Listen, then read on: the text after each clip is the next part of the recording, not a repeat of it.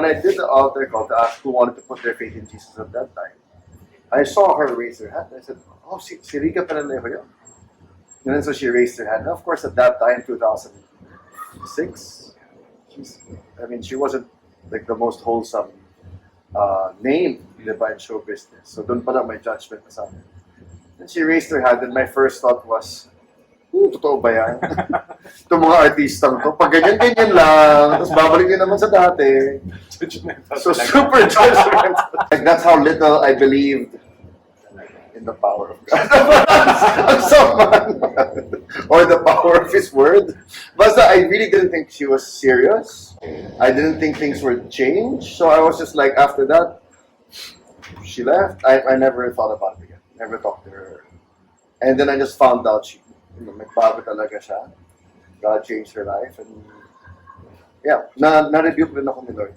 Na-convict ako sa isang quiet time. Kasi nga, my view was, she's someone in church.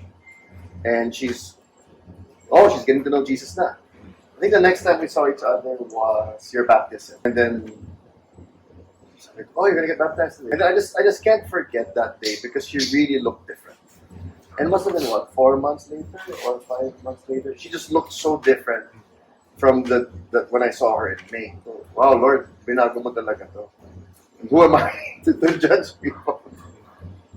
And then since after that, we had many run-ins. And so we would see each other in common parties or dinners. And then we saw each other's blogs and commented on one another's writing. So, ang tagal, before we actually thought na, pwede to. Actually, ako naman, parang na-notice ko siya kaagad, nagka-crush ako agad sa kanya. Pero, kasi sobrang magkaiba ng worlds namin, na hindi ko talaga naisip na anything would happen. So, parang, wala pang happy crush na term, pero happy crush siya. Parang ganun lang siya, yung nakumindan ka, gano'n. Wala lang, crush ka lang.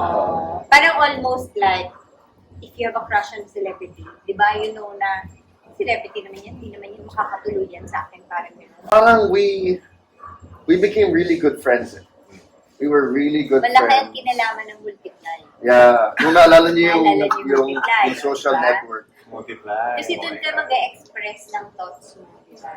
Tapos, doon niya lang nalalaman yung thoughts ko. Ako naman, nalalaman ko yung sa kanya.